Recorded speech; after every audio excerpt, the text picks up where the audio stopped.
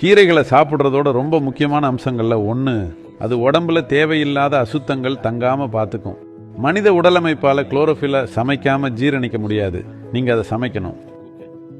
நீங்கள் அதை சமைச்சா அதை உங்களால் ஓரளவுக்கு ஜீரணிக்க முடியும். கீரையில் இருக்கிற சில அம்சங்களை மட்டும்தான் உங்களால் உள்ளெடுத்துக்க முடியும். மற்றதெல்லாம் வீணாத்தான் போகும். ஆனால் அது வேற விதமாக பயன் தருது.